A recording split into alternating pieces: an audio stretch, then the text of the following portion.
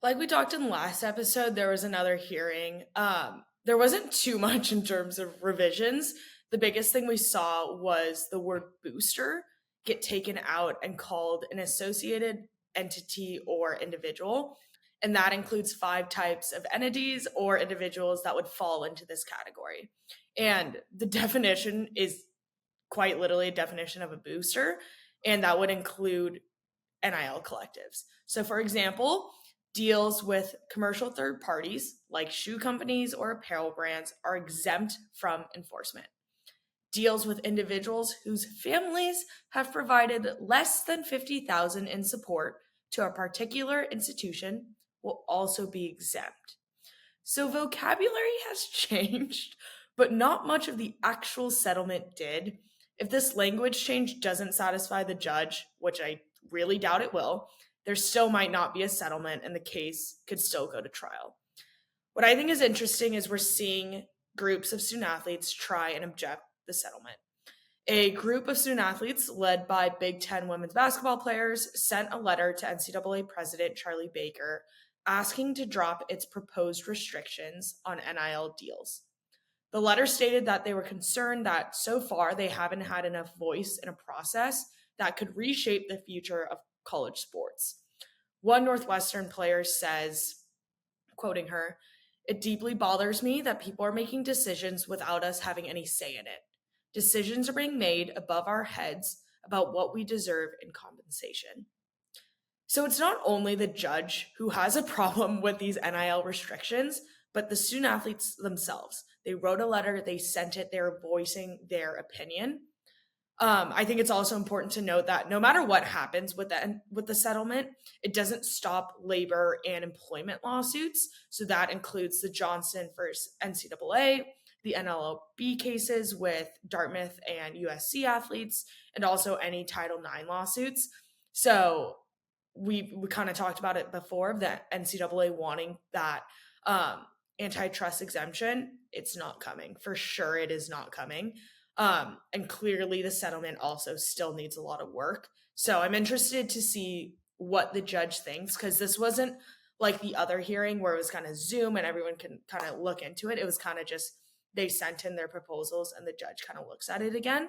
So I'm interested to see what she thinks. To me, they just reworded the word booster. So I can't see this being approved. Which is like, again, and I hate to just keep like hitting at the same point, right? But it's just like, I think we just needed to accept the fact that there will be change taking place, because otherwise you're just like beating around the bush and just saying like, well, I'm gonna change this word, but you're not changing anything. Like, it's never gonna change back. Like, I want to just provide perspective here, right? This settlement is going to probably change the history of the NCAA. That makes sense. But for people that are against it, it's never going to go back to what it was. Yeah. Like, in no world will there never be payments again. Will there never be boosters playing a role? Will there never be brand deals playing a role? Because even if boosters just get completely thrown out, I am positive a powerful donor can just go up to a brand and like launder that money, just being like, all right, here's what you're gonna pay this guy, and just like sponsor him, and here's some for you, and here's some for the kid. It's that, like, never ever ever will we go back to what it was. And that was the problem with NIL when it started. The NCAA was so anti NIL. And then when the state started passing it and they had to pass it, they didn't create any guidelines. My thing is stop sitting on your hands and praying to God that employment doesn't happen, blah, blah, blah doesn't happen. You know what? It's going to happen. So let's make it the best that we can. Why can we not shape the future and make this the best environment? If you still want to call them student athletes, great, fine, whatever. But you know what? Like, this is reality. Let's figure it out.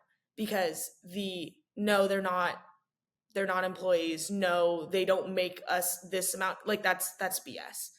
Like, it is clearly a business. It is clearly a business. Don't try and act like it's not, because it is. And for your student athletes who this is also why like you keep getting sued, is student athletes post grad look back on their experience and they're like, you know what? I think I was exploited. Like that's what happens. Because when you're in it, you're 18 to 22 years old, you don't really know what's happening. And then afterwards, you look back at that experience, even for myself, working at a sports network, there is so much money that is in college sports. Like, holy crap. I'm employed because of college sports and these student athletes. I am employed because of that. And you're telling me like this isn't a business? Like, no. Let's be real. Like, you have a job because of this. You make so much money as an AD, as a conference commissioner, as the NCAA president because of the business that is college sports.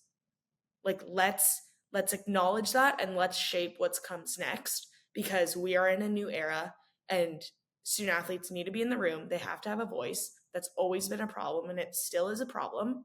Let's shape what's next and make it better.